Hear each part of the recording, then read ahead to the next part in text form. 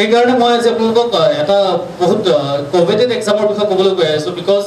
UPSC examination এটা এনেকুৱা examination যাত এটা এনৰ্মাছ স্কোপ আছে not for you for the society I am talking about আপোনাৰ কাৰণে যিকোনো এক্সামিনেশ্যনত বহুত স্কোপ আছে আপুনি প্ৰাইভেট ছেক্টৰত যদি কিবা চাকৰি কৰে কিবা কৰে আপোনাৰ বহুত টকা থাকিব you will well off financially economically social prestige থাকিব আপোনাৰ but coveted examination like UPSC য'ত চিভিল ছাৰ্ভিচ এক্সামিনেশ্যন দ্বাৰা আপুনি IAS অফিচাৰ হ'লে you have a huge scope of serving the people because the one thing that is very attractive about this examination যোনটো প্ৰথমতে attract কৰিছিলে that বহুত চাকৰিত বা বহুত কিবা আপুনি ডাইৰেক্টলি মানুহৰ জীৱন চেঞ্জ কৰিব হ'লে সেই স্কোপটো নাপায় but in with this examination you can touch the lives of millions of people our DCO of Hujai can touch the every individual of the Hujai তেওঁলোকৰ জীৱনৰ কিবা এটা কোনবা যদি orphanage আছে তেওঁলোকক কেনেকৈ সহায় কৰিব পাৰিব কোনবা old person is need of help কেনেকৈ সহায় কৰিব পাৰিব everything everyone can be touched by this examination তো আপোনাৰ হাতত স্কোপ বহুত থাকে আৰু আপুনি যিমান ইচ্ছা সিমান কাম কৰিব পাৰে সেইকাৰণে this examination has this benefit this leverage but কি ক'তোৱে তেনেকুৱা leverage এটা নাই so that's why being a brilliant student like yours আপোনালোকৰ ষ্টুডেণ্ট যোনে ইমানটো এপ্টিটিউড আৰু ইমানটো টেলেণ্ট দেখুৱাইছে এইটো ষ্টেজতে আপোনালোকৰ নিচিনা মানুহে সেই এক্সামটোৰ কাৰণে পাৰফেক্টলি ফিট হয় আৰু সেইকাৰণে মই আজি আপোনালোকৰ আগত আহিছোঁ জাষ্ট এটা অভাৰভিউ দিবলৈ because it is too early to say into details of the examination যে আপুনি কেনেকৈ প্ৰিপেয়াৰ কৰিব কি কৰিব সেই ডিটেইলছটো এতিয়া বহুত সোনকাল হৈ আছে বাট মটিভেশ্যন আপোনালোকৰ প্ৰয়োজন নাই because you are already motivated but আপোনালোকক মই এটা পিকচাৰ এটা দিব বিচাৰিছোঁ চ' ডেট আপোনালোকে নিজৰ ড্ৰিমটো ক্লিয়াৰ কৰিব পাৰে যে কেনেকৈ লক্ষ্যটো ছেট আপ কৰিব কেনেকৈ তাক আগবাঢ়িব এইটো সময়ৰ পৰা তো যদি মই আৰম্ভণি কৰোঁ প্ৰথমতে আপোনালোকৰ এটা ব্ৰিফ ইন্ট্ৰডাকশ্যন দিছে যে UPSC examination is not the UPSC is not an examination UPSC is a Union Public Service Commission they conducted civil services examination every year আৰু এটা civil services examination কি কৰে আপোনালোকৰ 24টা services আছে in India that is government of India 24টা services among that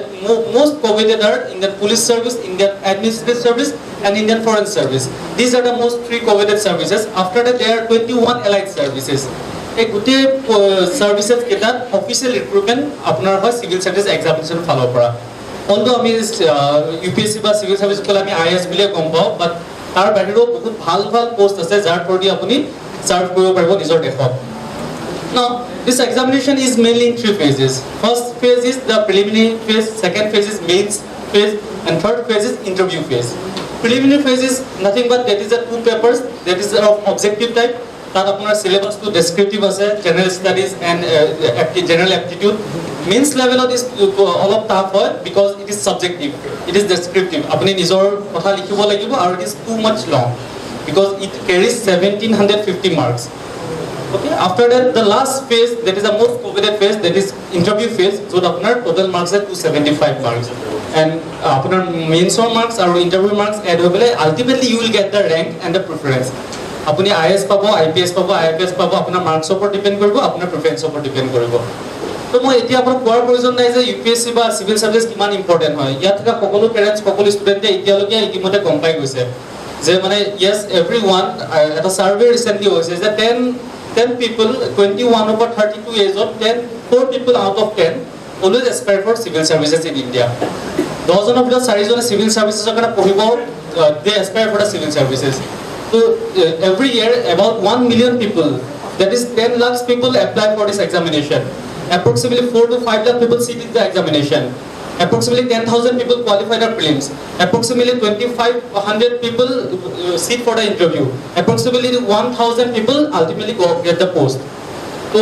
this competition level is very much high and there is a competition rate that is 0.01% crack this examination so why I am giving a checkmate that you are that 0.01% because you people are the rank holders in the society in Assam in everywhere so আপোনালোকৰ যদি aptitude কিন্তু brilliant with proper direction and proper strategy আপোনালোকে সেই 0.01% থাকিব পাৰিব so that's the thing দ্বিতীয়তে মই আপোনাক ক'ব যাওঁ UPSC কাৰণে যদি কোনোবাই মন মেলিছে তেতিয়াহ'লে আপুনি এইটো সময়ত কি কৰিব পাৰিব because আমাৰ এটা কনসেপ্ট আছে আমি মই যেতিয়া দিল্লী গৈছিলোঁ তেতিয়া সকলোৱে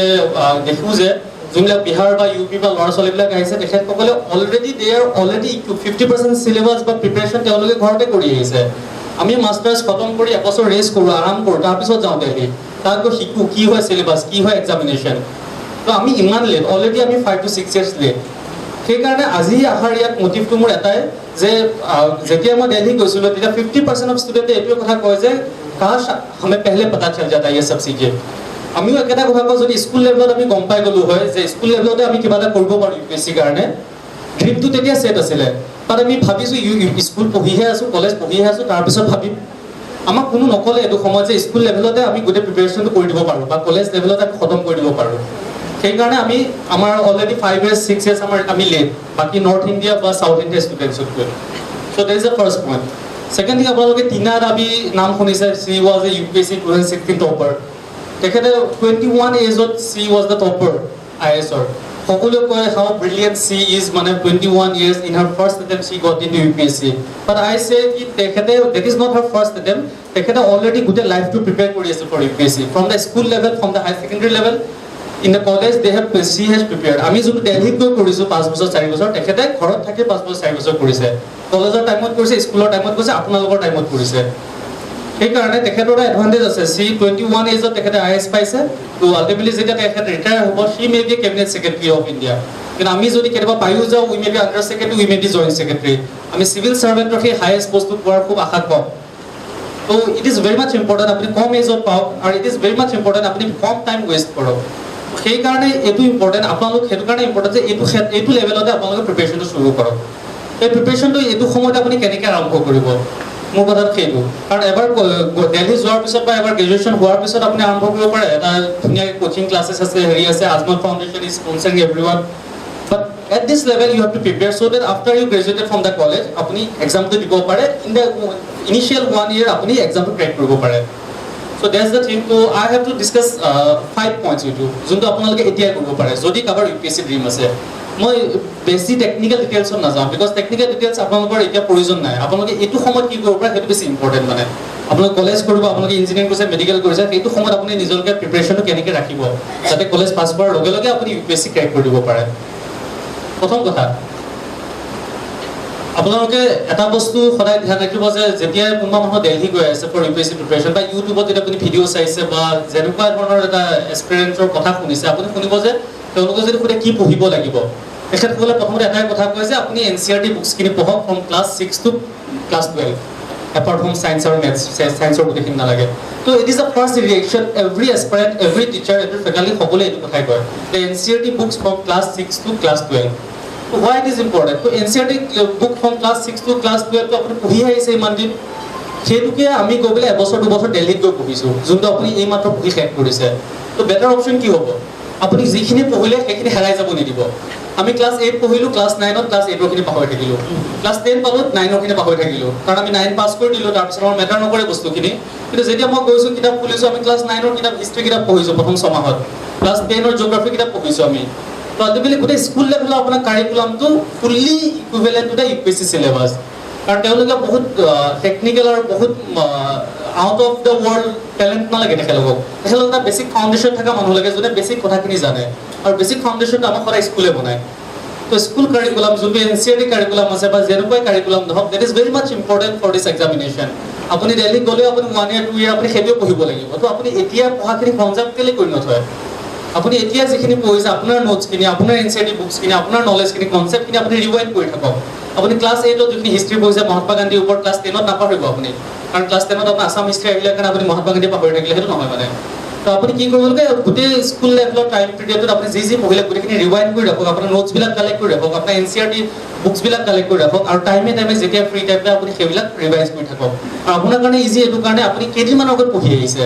আপোনাৰ 2 বছৰ 1 বছৰ হৈছে এখন বুক পঢ়ি অহা আপুনি টপাৰ আছে এখন বুকত তো আপোনাৰ একেবাৰে ইজি এবাৰ চালে হ'ব আমি যেতিয়া পঢ়িব লগা হৈছে আমি 10 বছৰ আগতে NCERT পঢ়িছিলোঁ ক্লাছ 10 তো আমি 10 বছৰ আগত পঢ়ি তাৰপিছত আকৌ আমি নতুনকৈ খুলিব লগা হৈছে আমাৰ কাৰণে নতুন লাগিছে আৰু আপোনাৰ কাৰণে একেবাৰে সহজ হৈ আছে তো এই কামটো আপুনি ভুলটো কেতিয়াও নকৰিব যদি আপুনি UPSC বিচাৰিছে তেতিয়াহ'লে আপুনি স্কুল কাৰিকুলামত যিমান যি পঢ়িলে এই গোটেইখিনি বস্তু কনজাৰ্ভ কৰি ৰাখক আৰু টাইমলি ৰিভাইজ কৰি ৰাখক এইটো মোৰ প্ৰথম এডভাইচ হ'ব আৰু মই এইটো নিজৰ এক্সপিৰিয়েঞ্চৰ ফালৰ পৰা কৈছোঁ কাৰণ মই নিজৰ এটা ছাকচেছফুল কেণ্ডিডেট এতিয়ালৈ নহয় তো দেটছ মই যিখিনি শিকিছোঁ বা যিখিনি ৰিগ্ৰেট কৰিছোঁ মই বিচাৰোঁ যে আপুনি কৰিব নালাগে এই বস্তুখিনি দ্বিতীয় কথা মই কওঁ যে গোটেই UPSC প্ৰিপেৰেশ্যনটোত reading of newspapers is a very important part. আপোনাৰ গোটেই প্ৰিপাৰেশ্যনটো 50% আপোনাৰ ৰিডিং অফ নিউজ পেপাৰ্ছত যাব। আপুনি নিউজ পেপাৰ্ছ পঢ়িব লাগিব ডেইলি 3 ঘণ্টা 2 ঘণ্টা আপুনি নিউজ পেপাৰ পঢ়িব লাগিব, নিউজ পেপাৰ বুজিব লাগিব, নোটছ বনাব লাগিব। তো আল্টিমেটলি আপুনি NCERT নিউজ পেপাৰ্ছ এই দুটা শুনি আপুনি পাগল হৈ যাব ডেইলি। মানে আপুনি নিউজ পেপাৰ্ছ NCERT। তো আপুনি নিউজ পেপাৰ্ছ অভাৰনাইট আপোনাৰ নাহে। Reading of newspaper is the habit. You have to build it, you have to establish it. আপুনি এৰাতিতে নিউজ পেপাৰ পঢ়িলে আপোনাৰ ধৈৰ্য শক্তি নাথাকে। এদিন পঢ়িলে আপুনি বহুত জছত আছে, মটিভেশ্যনেল কিবা, তাৰপিছত আপোনাৰ লাহে লাহে নাইকিয়া হৈ যাব নিউজ পেপাৰ। তো it is a habit, you have to make it. আৰু হেবিট কেতিয়াও এনেকৈ নাহে। আপুনি ডেইলি এতিয়াৰ পৰা নিউজ পেপাৰ পঢ়াৰ অভ্যাসটো কৰিব লাগিব। Although this newses may not be sufficient বা আপোনাক নালাগিব পাৰে UPSC টাইমত, বাট হেবিটটো বনোৱাৰ কাৰণে আপুনি নিউজ পেপাৰ পঢ়াটো এতিয়া আৰম্ভ কৰিব লাগিব। That is also' very good quality news paper. আমাৰ ইয়াত প্ৰচলিত সেইবিলাক মানে ইয়াত বুলি কোৱা নাই, ইয়াত কিছুমান বহুত বেলেগ নিউজ পেপাৰ, পলিটিকেল নিউজ, কোনোবাই কিবা দিজ আৰ নট ইম্পৰ্টেণ্ট। আপুনি যোনবিলাক news of national and international importance সেইবিলাক আপুনি ভালকৈ পঢ়িব লাগিব। আৰু you have to build that habit, যাতে আপুনি পিছলৈ নিউজ পেপাৰটো আপোনাৰ মানে বহুত ইজি হৈ যায়, সহজ হৈ যায়। আপুনি নিজে মন যায় আপোনাৰ নিউজ পেপাৰ পঢ়িবলৈ। কাৰণ আপোনাৰ 50% অফ কুৱেশ্যন মই দুবাৰ দিছোঁ mains, 50% of question directly news পেপাৰৰ পৰা আহিছে। নিউজ পেপাৰ এটা আৰ্টিকেল আহিছে, হেডিংটোতে এটা কুৱেশ্যন বনাই দিছে। ছাপ'জ কিবা এটা হেডিং আপুনি এটা ইমেজিন কৰক, নিউজ পেপাৰ ডাক হিন্দুৰ হেডিং এটা, তাৰপিছত ডট এটা দি পেলাই কৈছে explain, 15 marks. I'm just giving an example that newspaper is a very much essential part of your UPSC preparation along with the NCERT book. যোন দুটা আপুনি এতিয়াই কৰিব পাৰে, যোন দুটাৰ কাৰণে আপুনি দিল্লী যাব নালাগে, যোন দুটাৰ কাৰণে আপুনি কলেজ শেষলৈ ৰখি থাকিব নালাগে। Second thing is that. Third thing is that আপুনি এটা বস্তু সদায় মন ৰাখিব লাগিব যে ৰাইটিং স্কিল। আমি যেতিয়া ক্লাছ 10ত বা ক্লাছ 12ত আপোনালোকে আৰ্টছৰ ছায়েন্সৰ গোটেইবিলাক আছে, আপোনালোকে যেতিয়া এনচাৰ লিখে, your answer is very much perfect I think. সেইটো কাৰণে আপুনি ইমান নম্বৰ পাইছে। কাৰণ মানে প্ৰত্যেকটো বস্তুৰে এনচাৰ লিখা এটা ধৰণ থাকে। আপোনাক যদি মই কুৱেশ্যন এটা সোধোঁ, আপোনাৰ এনচাৰটো দিয়াৰো এটা ধৰণ থাকে। আপোনাক যদি সোধোঁ আপোনাৰ ইয়াত আহি কেনেকুৱা লাগিছে, আপুনি প্ৰথমতে ক'ব যে এটা ইন্ট্ৰডাকশ্যন দিব, ইয়াত আহিলে আপুনি এনেকৈ, তাৰপিছত আপুনি নিজৰ মোৰ কেনেকুৱা ভাল লাগিছে, বেয়া লাগিছে, লাষ্টত আপুনি কনক্লুজন এটা দিব যে যদিও ভাল লাগিছে কিন্তু মোৰ এই বস্তুটো বেয়া লাগিছে, কিন্তু মই আশা কৰিছোঁ নেক্সট বাৰ এওঁলোকে এইটো ভাল কৰিব। তো ডেট ইজ ইয়ৰ কনক্লুজন। এটা কণ্টেণ্ট থাকে, এটা কণ্টেণ্ট আৰু এটা আপোনাৰ ইন্ট্ৰডাকশ্যন থাকে। তো ইন্ট্ৰডাকশ্যন, কণ্টেণ্ট আৰু কনক্লুজন, এই তিনিটা বস্তু আপুনি ফ'ল' কৰি আহিছে। হোপফুলি আপুনি ক্লাছ 10ত ফ'ল' কৰিছে, আপুনি ক্লাছ 12ত ফ'ল' কৰিছে। এই বস্তুটো আপুনি UPSCত ফ'ল' কৰিব লাগিব। তো মোৰ কথাটো হৈছে যে এই যোনটো ৰাইটিং স্কিলটো, এটা এনচাৰ কেনেকৈ লিখা যায়, এটা বেছিক এনচাৰ, যিকোনো মানুহ যদি কুৱেশ্যন যেনেকৈ লিখা যায়, এই বস্তুটো আপুনি হেবিটটো এতিয়াৰ পৰা বিল্ড কৰক। আপুনি যদি হেবিটটো নাই আপুনি বিল্ড কৰক, যদি আছে ভাল কথা, সেইটোক আপুনি ইম্প্ৰুভ কৰক। চ' ক্লাছ 9ৰ পৰা ক্লাছ 10ৰ পৰা 11, 12ত আপোনাৰ ৰাইটিং স্কিলটো বহুত মেটাৰ কৰে। তাৰ ওপৰত ভিত্তি কৰি আপোনাৰ UPSCত আপুনি নম্বৰ পাব। কাৰণ সকলোৱে একেখিনি কথা জানে, সকলোৱে একেখিনি কথা পঢ়িছে, আপুনি কেনেকৈ লিখে সেইটো বেছি ইম্পৰ্টেণ্ট। কাৰণ presentation is the half of the preparation. মানে আপুনি যদি ভালকৈ প্ৰেজেণ্ট কৰিব পাৰিছে, তেতিয়াহ'লে আপোনাৰ নলেজটো তেতিয়াহে ৰিফ্লেক্ট হ'ব। নহ'লে আপুনি যিমানে গুণী জ্ঞানী পণ্ডিত মানুহ নহওক, আপোনাৰ যদি নোটবুক কপিখনত সেইটো ৰিফ্লেক্ট নহয়, তেতিয়াহ'লে আপুনি নম্বৰ নাপায়, আপুনি চাকৰি নাপায়। চিম্পল কথা। তো সেইটো কাৰণে writing skill is very much important. বহুতে কৈ তাত দিল্লীতো কোচিং লয় ৰাইটিং স্কিল ডেভেলপ কৰিবৰ কাৰণে। আপুনি এতিয়াৰ পৰা ডেভেলপ কৰক। আপুনি ইয়াতে স্কুল লেভেলত বা কলেজ লেভেলতে ভাল এনচাৰ লিখক। আপুনি স্কুলতো নম্বৰ পালে, আপোনাৰ UPSCৰ কাৰণে হৈ থাকিলে। তো that is the third thing. আপুনি সদায় আমি যোনটো নকৰিলোঁ মানে আপুনি কৰিব লাগে এইটো সময়ত। ফ'ৰ্থ থিং, মই আপোনালোকক এটা কথা ক'ম, দেট ইজ আপোনালোকে টপাৰ্ছৰ read the toppers interview. Read the toppers interview or watch the toppers videos. Toppers বিলাকে যোনবিলাক UPSC প্ৰিপেৰেশ্যন কৰিলে বা যোনবিলাক ছাকচেছফুল হ'ল, তেওঁলোকে আপোনালোকে ভিডিঅ'ছবিলাক চাওক, তেওঁলোকে আপোনাৰ ইণ্টাৰভিউবিলাক শুনক। আপুনি আচৰিত ধৰণৰ কিছুমান ইন'ভেটিভ ৱে পাব আপুনি এই এক্সামটো ক্ৰেক কৰাৰ। মানে যিবিলাক আপুনি মাৰ্কেটত শুনি আহিছে, আপুনি ক'ৰবাত শুনি আহিছে যে এনেকৈ এনেকৈ পঢ়িব লাগে, নহ'ব পাৰে তেনেকুৱা। বিভিন্ন ধৰণৰ ইন'ভেটিভ ৱে আছে, ক্ৰিয়েটিভ ৱে আছে how to approach the examination. আৰু মে বি তাৰে ভিতৰত কিবা এটা আপোনাৰ কাৰণে ফিট হৈ যায়, তাৰ ভিতৰত কিবা এটা আপুনি বহুত কমফৰ্টেবল ফিল কৰিলে। নট অনলি দিছ, এটা মটিভেশ্যনৰ কাৰণে আপুনি ডেইলি এটা টপাৰৰ ভিডিঅ' চোৱাটো বহুত জৰুৰী। এটা আপোনালোকৰ অভিয়াছলি এটা ইণ্টাৰনেল মটিভেশ্যন এতিয়া আছে, কিন্তু এই মটিভেশ্যনটো আপুনি পাৰ্চিষ্টেণ্টলি ৰাখিব লাগিব বহুত দেৰিলৈকে। আৰু সদায় মই চোৱাৰ কেলে কথাটো কৈছোঁ, সদায় আপুনি নিজকে মটিভেট কেলে কৰিব লাগে। কাৰণ এদিন আমি বহুত মটিভেট হয়, আমি এদিন ৰাতি বহুত পঢ়িলোঁ, পিছদিনাখন আমাৰ নাইকিয়া হৈ যায়। এদিন আমি ভিডিঅ' চালোঁ, ৰাতি পঢ়ি দিলোঁ, পিছদিনাখন আমি পঢ়া বাদ দি দিওঁ। তো আপোনাৰ লং টাৰ্ম এণ্ড পাৰ্চিষ্টেণ্ট মটিভেশ্যনৰ কাৰণে আমি ডেইলি আপুনি টপাৰ্ছ আৰু এচিভাৰ্ছবিলাকক আপুনি চাই থাকক। তেওঁলোকে কেনেকৈ এচিভ কৰিছে, তেওঁলোকে কোনটো ধৰণে এচিভ কৰিছে, আৰু আপুনি তাৰ ভিতৰত কিবা এটা ৰাস্তা নিজৰ কাৰণে বাছি লওক, নিজৰ ৱেটো বাছি লওক। তো toppers interview is very much important, যোনটো মই ভাবোঁ, মই নিজে ফ'ল' কৰোঁ। তাৰপিছত মই আপোনালোকে এটা কথা কওঁ, চিলেবাছ। আপুনি যদি বস্তুখিনি যে কৰি আছে, আপুনি কাৰিকুলাম পঢ়িছে, আপুনি কিবা কৰিছে, বাট আপুনি এটাতো ডাইৰেকশ্যন থাকিব লাগিব যে কি পঢ়িব লাগিব, কেনেকৈ পঢ়িব লাগিব the thing is that your torch bearer will be your syllabus of UPSC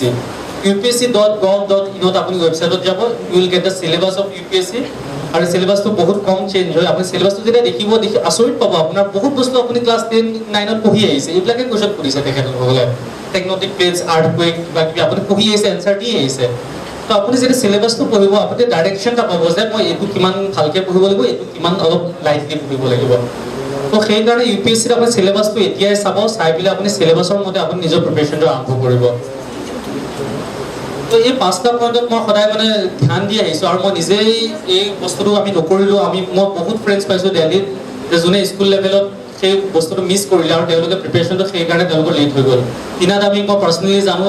তেওঁ হায়াৰ ছেকেণ্ডেৰী পিছত তেখেতে নিজৰ প্ৰিপাৰেচনটো কলেজ লেভেলত খতম কৰি দিয়ে তাৰপিছত তেখেতে ফাৰ্ষ্ট এটেম্প দিছে and she was the topper তো এনেকৈ যদি আপুনি কৰে আপুনি কলেজৰ আৰু এটা কথা চৰি মই পাহৰি গৈছোঁ মই পাব্লিক স্পিকিঙত ভাল নহয় বাট মানে মই কথাখিনি আপোনাক ক'ব বিচাৰিছোঁ মানে আৰু এটা কথা আপোনাক পাহৰি গৈছোঁ যে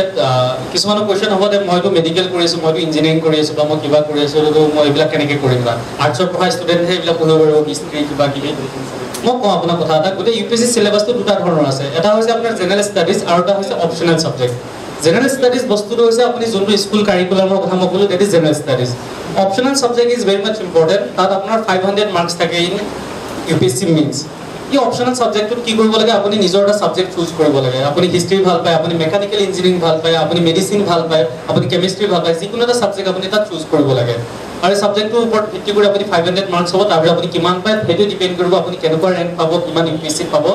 সেইটো বহুত এটা ইম্পৰ্টেণ্ট ফেক্টৰ হয় তো কথাটো হ'ল এতিয়া আপুনি যিকোনো এটা ষ্ট্ৰীম চুজ কৰক আপুনি ইঞ্জিনিয়াৰিং কৰিছে মেডিচিন কৰিছে BA পঢ়িছে BSc পঢ়িছে LLB কৰিছে আপুনি কৰক আপুনি নাভাবিব যে এইকেইটা পঢ়িলোঁ কাৰণে মোৰ ইউপিএসসি ড্ৰিমটো শেষ হৈ গ'ল আল্টিমেটলি মেডিচিন কৰি MBBS কৰাৰ পিছত আপুনি ইউপিএসসি এক্সাম দিয়ক আৰু ইউপিএসসি এক্সাম দিব অপশ্যনেল ছাবজেক্ট আপুনি মেডিচিন লওক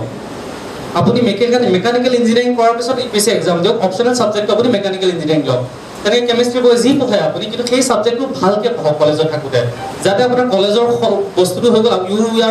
আপুনি এটা ভাল মেকানিকেল ইঞ্জিনিয়াৰ হ'লে এটা ছেম টাইম আপোনাৰ মেকানিকেল ইঞ্জিনিয়াৰিং ছাবজেক্টটো বহুত ইম্পৰ্টেণ্ট বহুত ভালকৈ থৰলি চিনচিয়াৰলি আপোনাৰ বাই হাৰ্ট আছে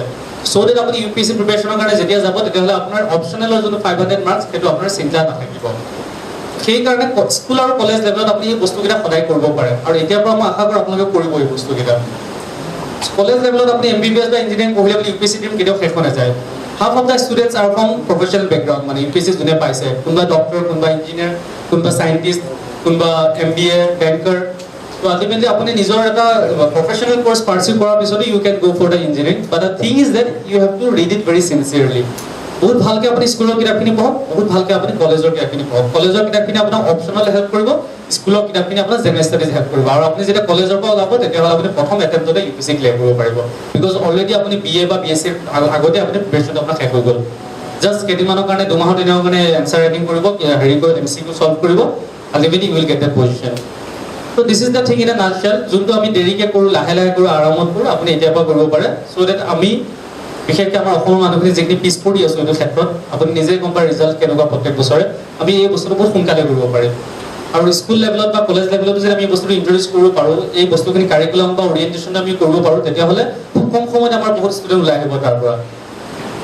বিকজ লাষ্ট টাইম আজমল ফাউণ্ডেশ্যনৰ যোনটো free IS project program 20 students আছিলে but most of the students are যোনে BSc BA BCom কৰি মেলি বহি আছে বা তেওঁলোকে মানে অলৰেডি কমপ্লিট কৰিলে one of the student আছে চাৰে চিনি পায় that is Rashid Nath he was my roommate in Delhi he was in DU he Delhi University already BSc কৰি আছিলে তো সি জানে আমি যেতিয়া কৈছোঁ মই মাষ্টাৰ্ছ কৰি গৈছোঁ সি কিন্তু BSc ছেকেণ্ড ছেম তাতে সি মোতকৈ বেছি নলেজ তাৰ UPSC ক্ষেত্ৰত মই এতিয়া সমান সি কিন্তু মোতকৈ এতিয়াও 4-5 বছৰ সৰু হ'ব কিহৰ কাৰণে মই আপোনাক কথাটো কৈছোঁ সি অলৰেডি দেলহিত গ'লে সি গম পালে যে প্ৰিপাৰেশ্যনটো আপুনি কলেজ বা স্কুল লেভেলত কৰিব পাৰে আমি গম পালোঁ যে স্কুল কলেজ শেষ কৰি প্ৰিপাৰেশ্যন আৰম্ভ কৰিম আমাৰ মতে তেখেতৰ মতে যে তেখেতে সাইমেলটেনিয়াছলি মেথছত তেওঁ BSc কৰি আছে কিন্তু তেখেতে এটা ছেম টাইম তেখেতে প্ৰিপাৰেশ্যন কৰি আছে আৰু তেখেতৰ BSc কমপ্লিট হোৱাৰ লগে লগে তেখেতে আই হোপ তেখেতে পাই যাব UPSC তো that is the only thing মই আপোনালোকক খালি কেনেকৈ সময়টো কম সময়ত আপুনি এচিভ কৰিব পাৰিব আৰু কেনেকৈ একেটা সময়তে দুইটা বস্তু কৰিব পাৰিব আৰু কেনেকৈ আপুনি এফিচিয়েণ্টলি টাইমটো ইউজ কৰিব পাৰিব যদিহে আপোনাৰ ড্ৰিম আছে আৰু I know it's hard but hard doesn't mean impossible এইটো ইম্পচিবল কেতিয়াও নহয় আৰু পঢ়াৰ কিছুমান ধৰণ আছে কেনেকৈ পঢ়িবলৈ কি পঢ়িবলৈ সেইবিলাক আমি কেতিয়াবা আকৌ ডিছকাছ কৰিম কাৰণ আজি আপোনাক মই অভাৰঅল পিকচাৰটো অকল ডিটেইলছত মই কেতিয়াও নাযাওঁ আৰু সদায় এটা কথা মনত ৰাখিব, মই যোনটো নিজে ফ'ল' কৰোঁ যে little things make big days. সৰু সৰু কাম কৰিলে দিনটো ডাঙৰ হয়। আপুনি এদিনতে গোটেই ইউপিএছচি চিলেবাছ খতম কৰিব নালাগে, এদিন অকণমান পঢ়ক, খালি পাৰ্চিষ্টেঞ্চটো মেইনটেইন কৰক। অলপ অলপ লগ হৈ পেলাই সাগৰৰ যেনেকৈ গঠন হয় তেনেকৈ little things make big days. তো আপুনি সদায় এইটো মনত ৰাখিব লাগিব। এটা আপোনাক এটা এনেকডট এটা কৈ শেষ কৰোঁ যোনটো মই সদায় ফ'ল' কৰোঁ জীৱনত। ৰোমত এজন মানুহ আছিলে, তেখেতক চবে পাগল বুলি কয়। তেখেতে এটা গৰুৰ গাইৰ বাচ্চা পোৱালি এটা কেল্প বুলি কয়, তেখেতে মাথাত কান্ধত দাঙি পেলাই ঘূৰি ফুৰে গোটেই ৰুমখন। তাৰপিছত সকলোৱে কয় কেনেকুৱা ধৰণৰ মানুহ এইটো লৈ দাঙি ফুৰে, হেৰি কৰি ফুৰে। তাৰপিছত দিনক দিনে কেল্পটো ডাঙৰ হৈ গৈ আছে, বিকজ তেখেত পোৱালি বাচ্চা আছিলে, পিছত লাহে লাহে গাই হ'বলৈ গৈ আছে, কিন্তু তেখেতে দাঙি দাঙি গৈ আছে। তো এদিন গৈ পেলাই গোটেই কেল্পটো মেচিয়ৰ্ড হৈ গ'ল, বহুত ডাঙৰ হৈ গ'ল, কিন্তু সেই মানুহজনে তেতিয়াও দাঙি আছে। আগতে তেখেতৰ যিমানখিনি ৱেইট পাইছিলে তেতিয়াও তেখেতে সিমানখিনি ৱেইট পাইছে, বিকজ তেওঁ সদায় কৰি আছে কামটো। তেখেতৰ ৱেইটটো চেঞ্জটো ফিলে হোৱা নাই তেখেতৰ, যে ই যে ডাঙৰ হৈ গ'ল তো ফিল হোৱা নাই। সিমানটো বাৰ্ডেনো সি সিমানে কমফৰ্টেবল, তেখেতে সিমানটো বাৰ্ডেনো সিমানে কমফৰ্টেবল, কাৰণ তেওঁ ডেইলি সেই বস্তুটো দাঙি আছে। So' that is the only thing মই ফ'ল' কৰোঁ যে আপুনি ডেইলি বস্তুটো কৰি থাকক, আপোনাৰ বাৰ্ডেন বা ইউপিএছচি বুলি ভয় খাব নালাগে। লাহে লাহে লাহে লাহে ভাবো যে it is just an examination, আপুনি জাষ্ট ক্ৰেক কৰিব লাগে। And last thing is that আপুনি যদিহে ভাবিছে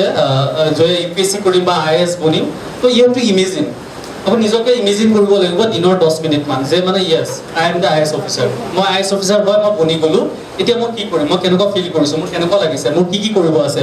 10 মিনিটছ বা 5 মিনিটছৰ কাৰণে ডেইলি ৰাতিপুৱা শুই উঠি বা ৰাতি শোৱাৰ আগত আপুনি নিজকে ফিল কৰক, ইমেজিন কৰক।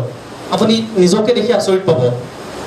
আপুনি কেনেকুৱা পজিশ্যনত আছে, আৰু তাৰপিছত আপোনাৰ মটিভেশ্যন আৰু বেছি বাঢ়িব, আপুনি সেই পজিশ্যনত যাবলৈ আৰু বেছি ফিল কৰিব। সেইটো কাৰণে নিজকে dream it, imagine it and do it. মানে আমি ইমেজিন কৰাটো বহুত প্ৰয়োজন নিজকে এবাৰ। সেইবুলি আপুনি ইমেজিন কৰি সদায় বহি থাকিলে নহ'ব। পঢ়াৰ আগত যে আপুনি মই IAS বনিলোঁ, অমুক বনিলোঁ, 10 মিনিটছ আপুনি নিজকে ৰিভিজিট কৰক যে মই কিয় বনিব গৈ আছোঁ আৰু মই বনি যোৱাৰ পিছত কি কি কৰিম। কেতিয়াবা আপোনাক হাঁহি উঠে ক'বলৈ, but আপুনি ইমেজিন কৰিব যে ইউপিএছচি পোৱাৰ পিছত আপোনাৰ ঘৰত মিডিয়া আহিব, মানুহ আহিব, ফেলিচিটেট কৰিব, মানে জাষ্ট ইমেজিন সেইটো কেতিয়াবা কৰক। মানে দেট ইজ অলছ' অ'কে, যদিহে আপোনাক সেইটোৱে মানে সেই বনিবলৈ আপোনাক সাহসটো দিয়ে। মানে কেতিয়াবা এইটো ইমেজিন কৰক আপোনাৰ দেউতাই কেনেকুৱা ফিল কৰিব, দেউতাৰ চকুপানী ওলাব নেকি, আপুনি কি কৰিব, সেইদিনাখন কি চাৰ্ট পিন্ধিব, কি কাপোৰ পিন্ধিব। এনেই মই জাষ্ট কথা এটা কৈছোঁ, তেনেকুৱা বস্তু ইমেজিন কৰিব কেতিয়াবা, তেতিয়া আপোনাৰ সেই মটিভেশ্যনটো সদায় পাৰ্চিষ্টেণ্টলি হৈ থাকিব। ধন্যবাদ, আৰু একো নাই, সকলোকে ধন্যবাদ থাকিব।